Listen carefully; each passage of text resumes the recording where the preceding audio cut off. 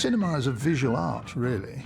I know you've got to have the sound, but I mean, visually, films have to be interesting. Stanley was a master of that. He was a photographer, first and foremost. He was an artist, and he loved to make pretty pictures, and he got very excited about that. There was pressure. It was always hard to satisfy such a demanding man. On the other hand, if you're able to, it is also very satisfying. He was very exacting, and he knew exactly what he wanted. Not initially necessarily, but once he had made up his mind. He was a perfectionist. And with Barry Lyndon, you had to have that perfection.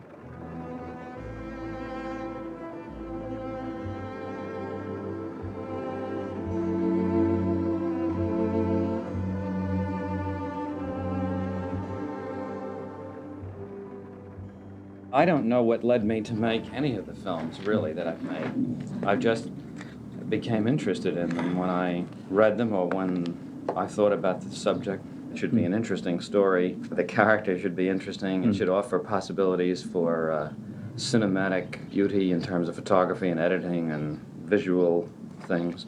It should give the actors opportunity to display emotions, and it should be, in the end, truthful and honest in dealing with the thematic material. In the end, you know, it does become this very indefinable thing like, why do you find one particular girl attractive, or why did you marry your wife? If you look at the story of Barry Lyndon, which is a big novel by Thackeray, the first job was, what do we leave out? Because you only have 2.5 hours of screen time.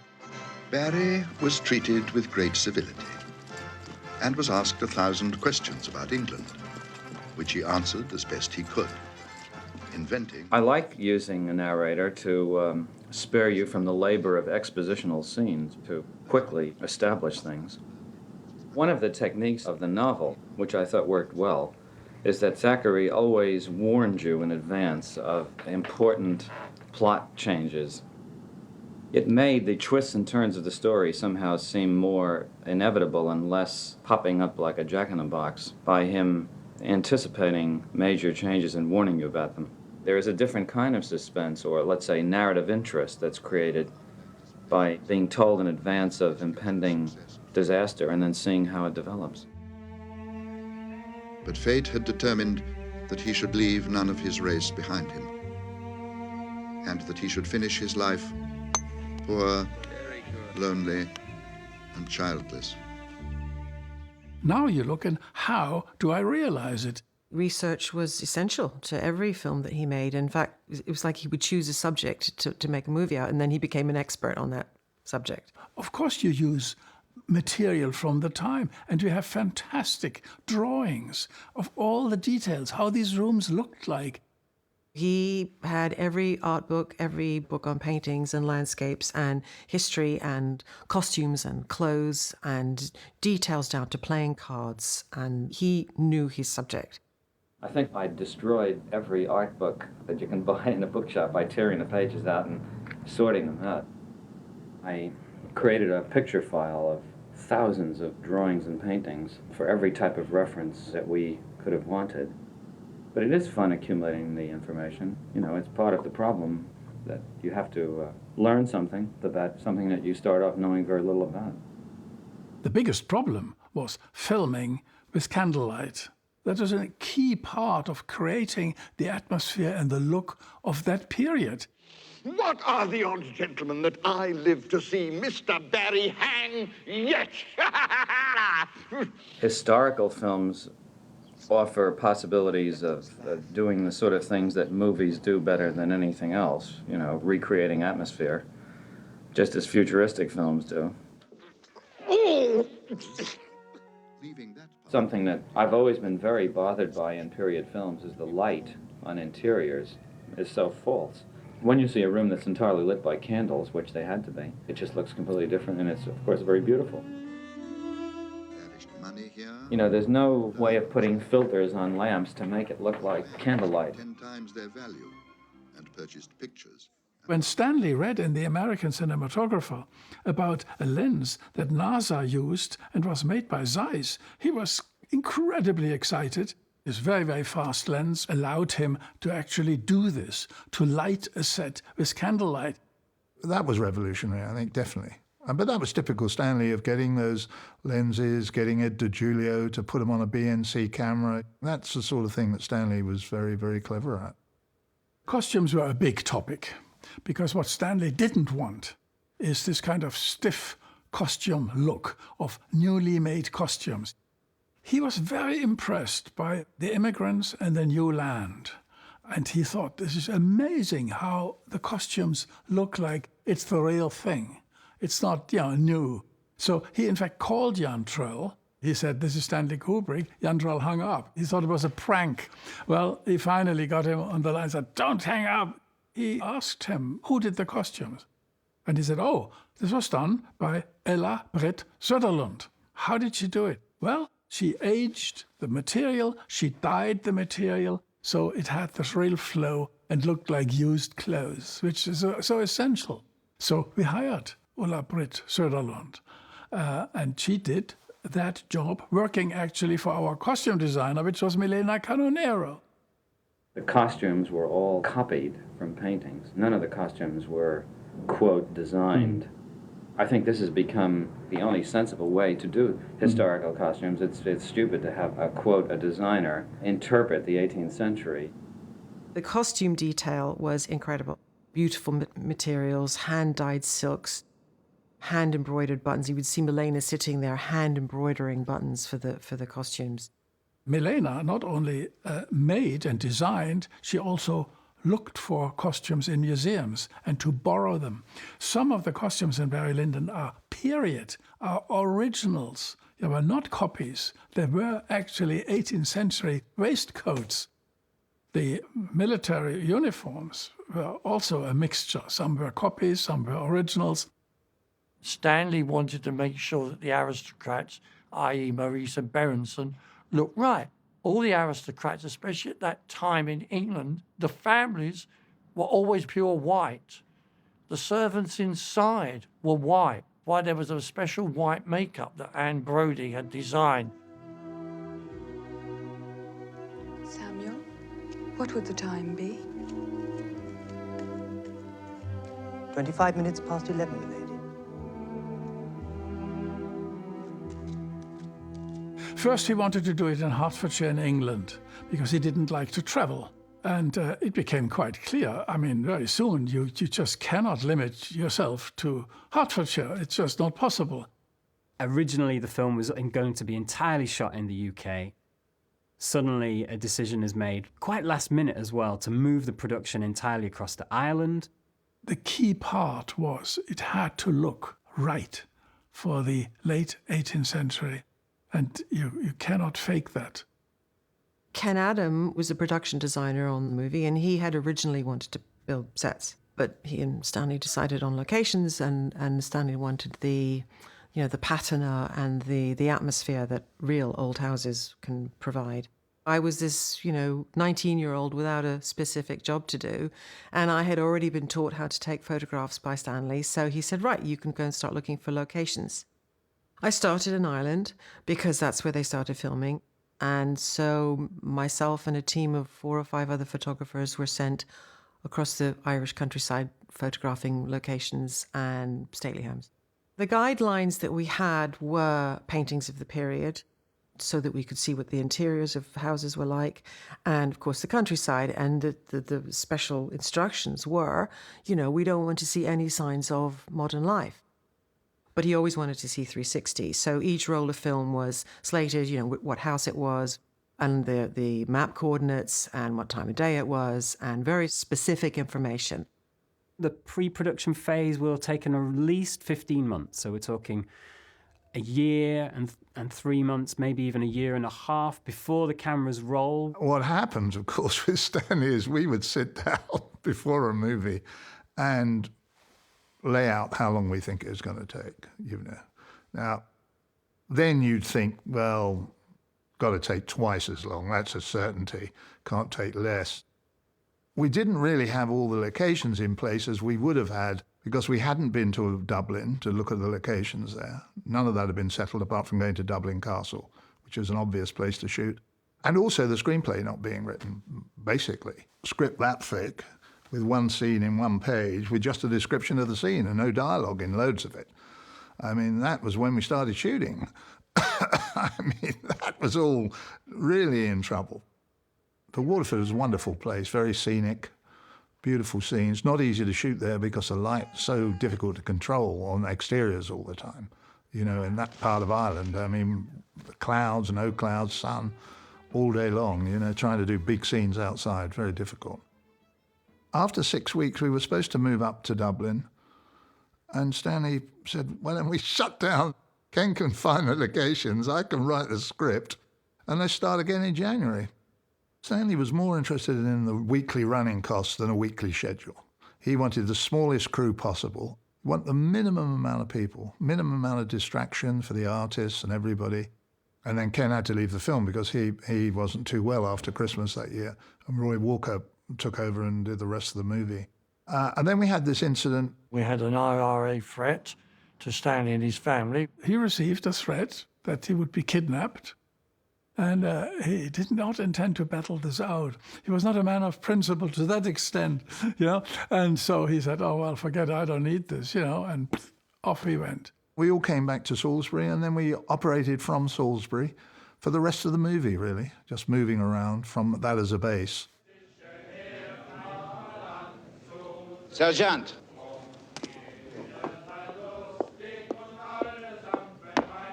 Dieser Mann ist unter Arrest. Under arrest? Captain Stanley was very particular about casting, even if it was a person with one line or a person like me being one of the Lord Ludd seconds having to say no dialogue, or an extra just coming in for the day. He was very, very strong in his views. We cast Ryan O'Neill because he thought, and Warner Brothers thought, that for a film of this magnitude, you want to have a star name. And Ryan was a big star at that time. What, may I ask, is the price of this one? Well, this is one of my best pictures. But if you really like it, I'm sure... Ryan had really kind of got himself into the real character, like a lot of actors today. He didn't want to be called Ryan or Mr. O'Neill. He wanted to be called Lord Lyndon or Barry Lyndon. Marissa Berenson, we saw her in Cabaret, and we thought she was just brilliant. Yeah, and she looks great, and she's a fantastic figure. And so that was the two principles. The casting process, it was on videotape. It was the first time I'd ever seen that or come across it. But in actual fact, for me, I thought, this is great, because I'm not trying to impress a person in the room. I mean, Stanley was never there for audition. It left me feeling much freer. I remember flying to Ireland for a costume fitting and also to meet Stanley for the first time. And I just remember it was very quick, but it made a massive impression because he was like smiling and very warm, and I automatically felt very comfortable, and he did make you feel interesting and wanted and special. And that was my first impression of Stanley. The very first time when I got to set or where they were shooting, and I said, well, can I have a script? Because it hadn't been sent out. And they gave me a script. And on the first page, it said, you know, Barry fights a duel with, scene to be written. And page 2 is scene 2, scene to be written. And I sort of went through this whole script, and every scene was to be written. And I thought, well, what's going, weird. But as it went on and the film sort of developed, that he was able to work out through this sort of exploratory process that he had, and also gave him a lot of thought so that the film could radically be very different from whatever script you had in your hand in the first place.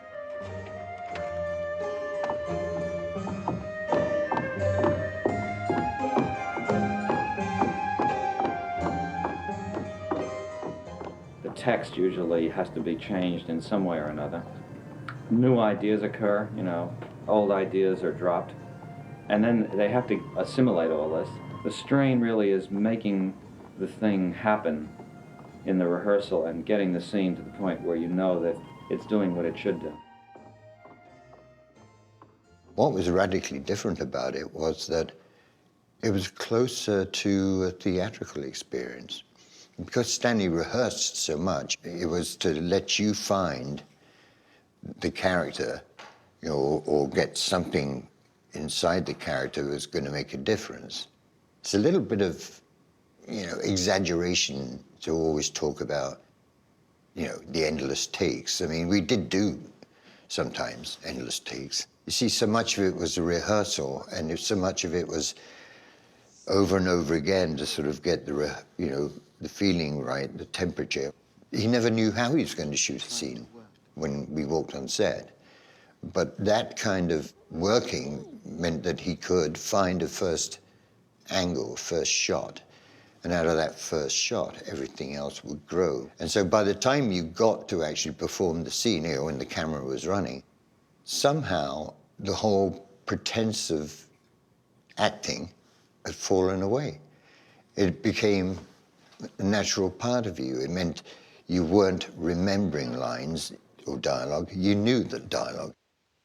I have borne as long as mortal could endure the ill treatment of the insolent Irish upstart whom you have taken into your bed. I'd never worked that way before, and I just thought it was magic. Lord Bullingdon, take good care of your mother. One of the first scenes that I was in, it was my first sort of proper encounter with Barry Lyndon. And it's where I refuse to kiss him. My father was Sir Charles Lyndon. That for me on the page started out as something very aggressive, like, you know, you're not my, you know, shouting at this man, you know. He told me how to rethink it in such a gentle way. I didn't quite know what he meant, but I remember the one, and it's stuck in my head ever since. He said, try and be a little less melodramatic. And I remember him staring at me and giving me that advice. But he calmed you down. He made the creative environment very safe. You should be happy that your mother has remarried.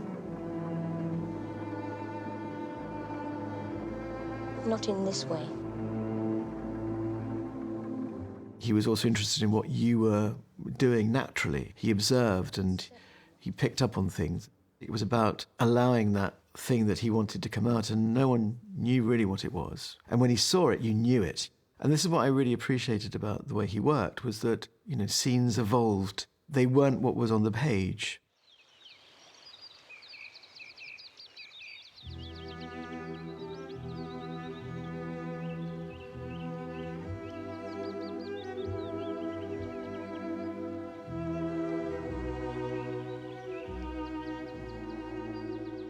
In England during that time, the way you appeared actually showed your wealth. So, for instance, the lace cuffs, which were very, very expensive, you had to display it. And then the actual clothes that you wore weren't really physically friendly. They made you into a pose. It was about showing, you know, ostentatiousness in your lifestyles, and that immediately sort of make a difference to whoever was beneath you.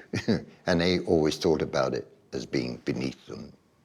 Lord Patrick Plunkett was the Queen's equerry.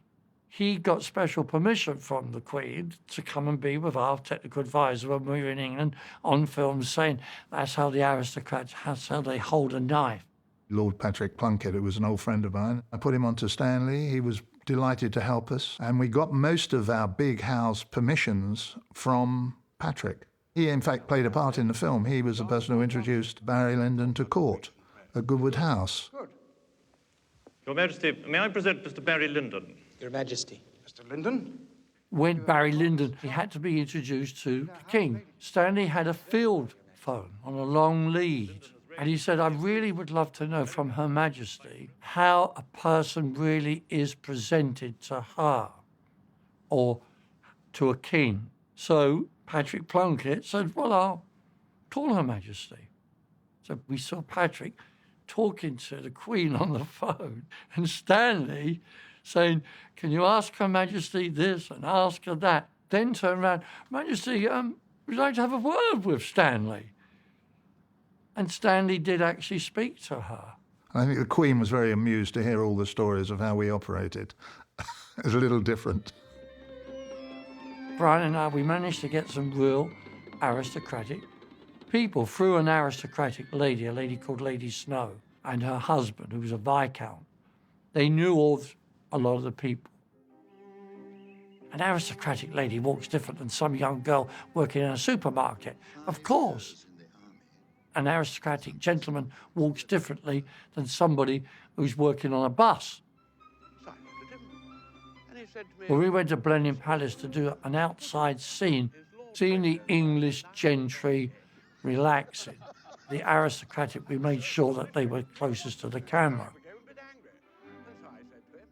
We got jockeys to be jockeys. We got stable people that were working at the stables. So they were all people that made the scene come alive because they were just doing what they naturally do. 75 seems more like the right price. I'll accept 80 guineas and not a shilling less. Ryan, I had quite a lot of scenes with, and he was so generous with, his encouragement, and we'd sort of have fun together. It was a pleasure to be with him because when we were doing a scene together, he was so giving. What the devil is going on in here?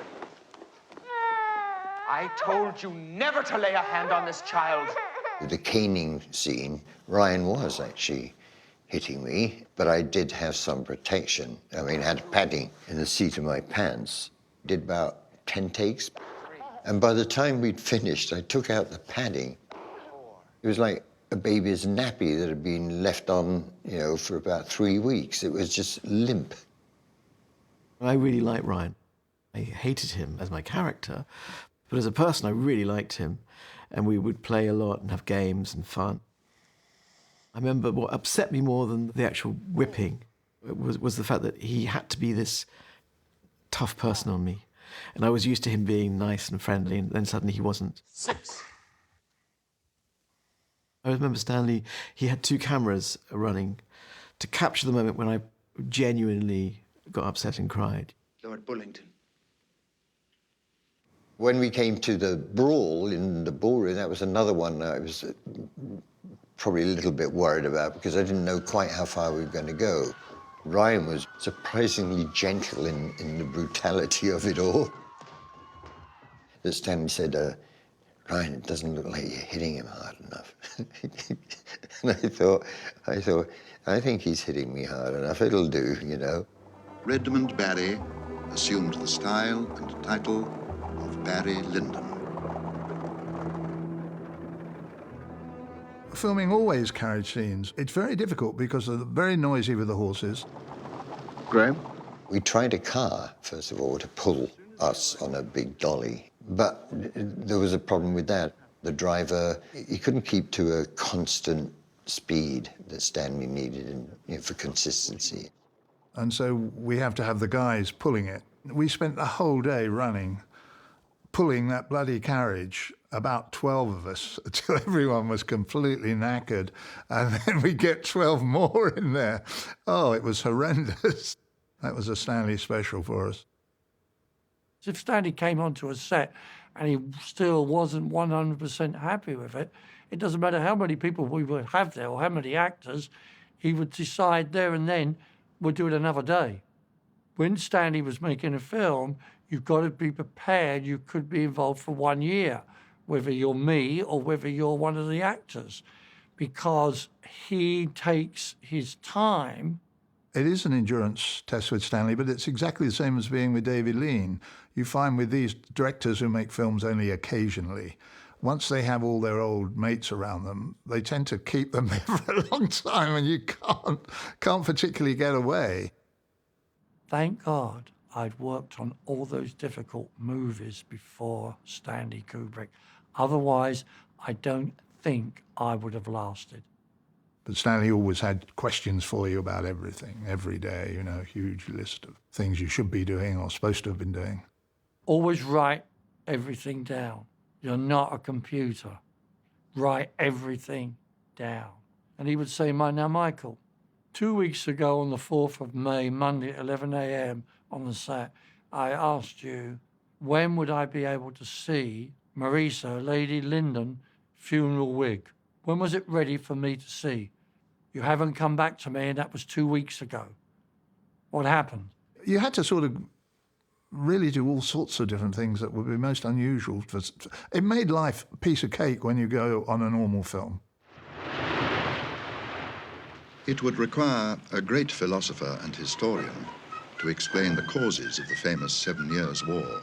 Because I knew quite a lot of commercial guys, Stanley wanted me to give him a list of people I thought would be good to direct the second unit. We talked to Adrian Lyne, who was a good friend of mine, Ridley Scott, Tony Scott, Hugh Hudson, and Alan Parker, who were the top guys of that time and probably would be the top guys at any period of time.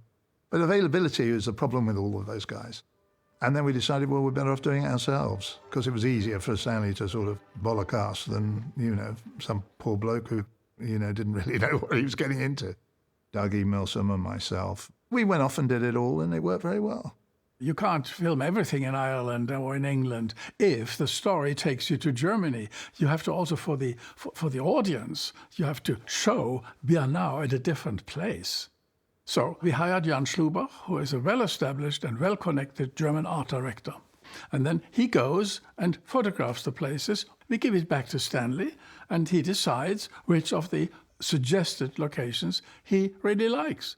We went with the second unit, just a few of us, to Germany, where a lot of the castles and Rumbais and things like that we shot there, and Potsdam. The most interesting one was Potsdam. These were the administrative buildings of Frederick the Great. There's nothing like it anywhere else in the world. After some exchanges, they invited me to go to East Berlin. The script of Barry Lyndon was confiscated at the border, but once the formalities were taken care of with the political side, it went like a dream.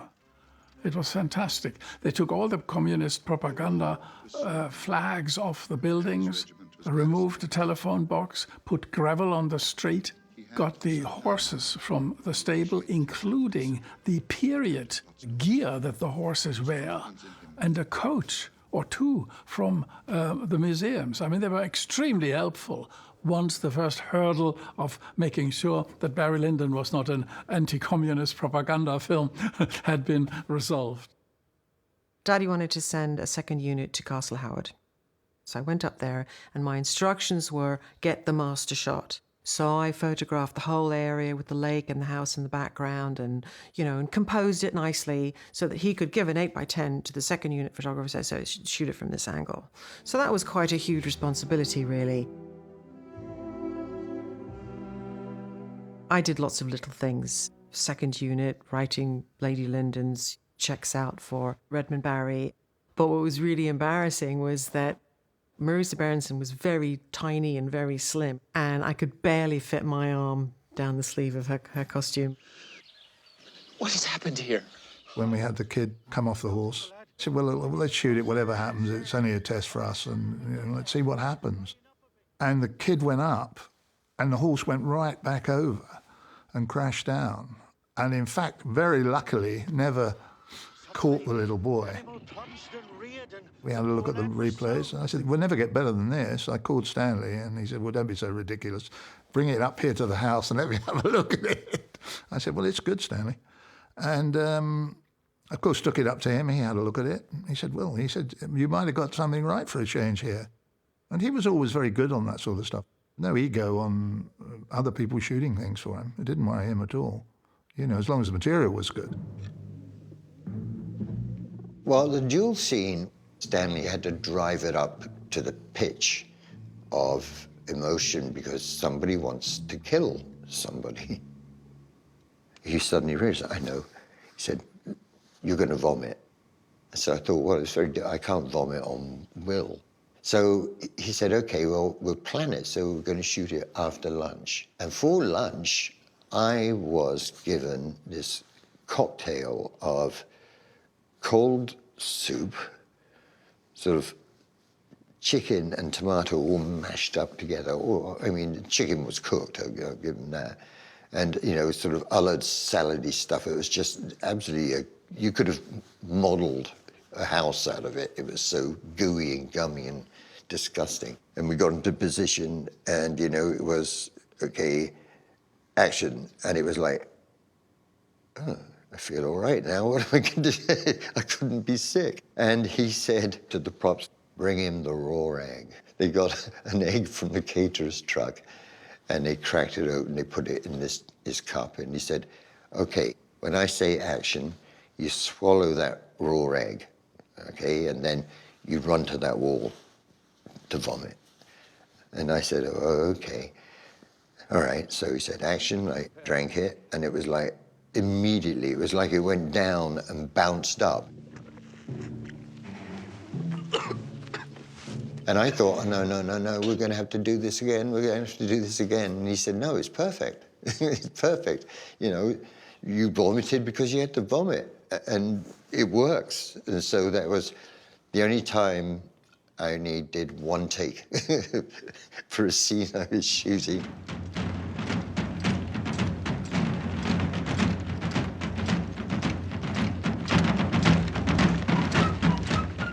All of the attempts to keep the budget within a reasonable limit didn't work with the production on Barry Lyndon. In April 1974, Warner Brothers are already estimating that the film is going to cost $3 million more than they had initially budgeted for, and eventually the film cost around about $11 million in total. Stanley was very budget-minded, absolutely. He didn't like the idea at all of going over budget. But in the very end, he had to be satisfied with what he delivered. Kubrick had different ideas about how he wanted to do the soundtrack and the music.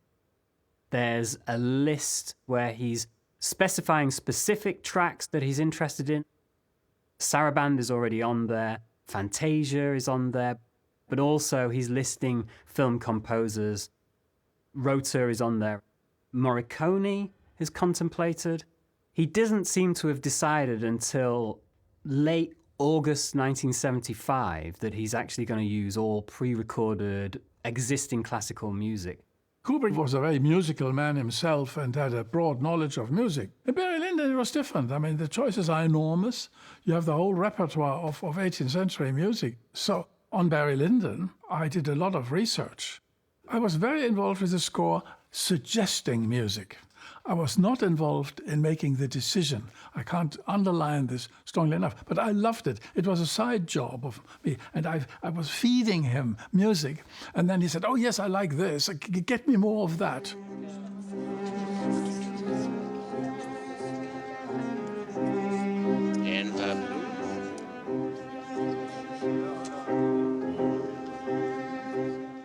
When music is right in a film, it adds a dimension which nothing else can do, and it's crucially important.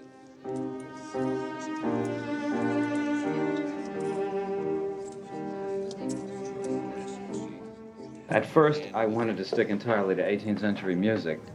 Unfortunately, there's nothing even remotely that could pass for a love theme that has the sort of tragic, passionate feeling that the Schubert Trio has. So I finally cheated a few years and used something that was written in about 1814, which seemed to be somehow represent, you know, without it being overly romantic, it still had a feeling of tragic romance about it.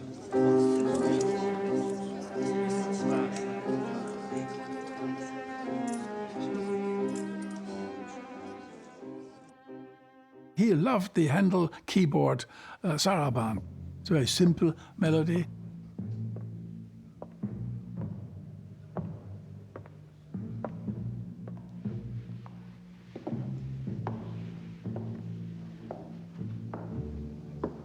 The other thing you don't find in 18th century music is dramatic music. I actually heard this played on a guitar. It seemed to me the nearest thing that you could come to Morricone, you know, still not do something that seemed like a terrible anomaly in the story. And in fact, when we recorded it, we even experimented with different combinations. There were very few instruments. It was just cello, violins, bass, timpanis. To keep it from being a musical anomaly, we didn't want to get into any involved orchestrational textures.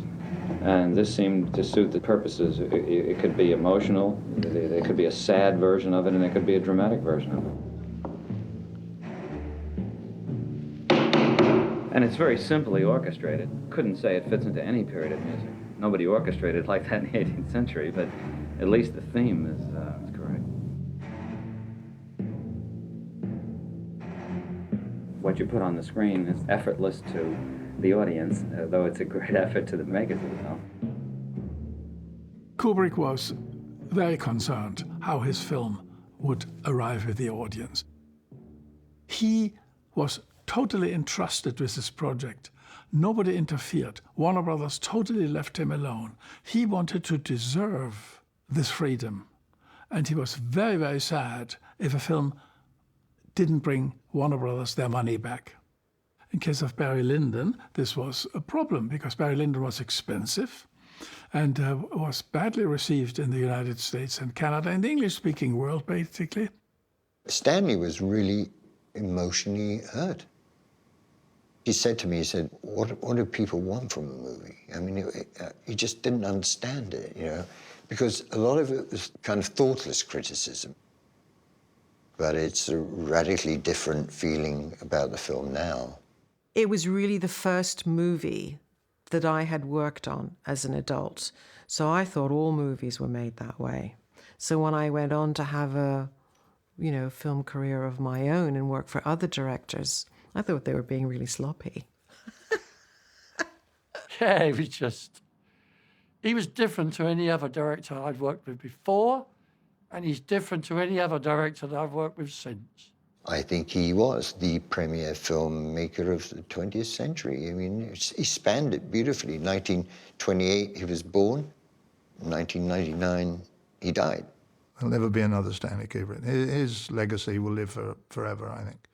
You see, the proof is that all his films remain.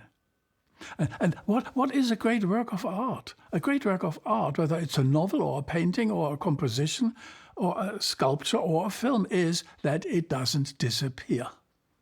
Well, and his films do not disappear.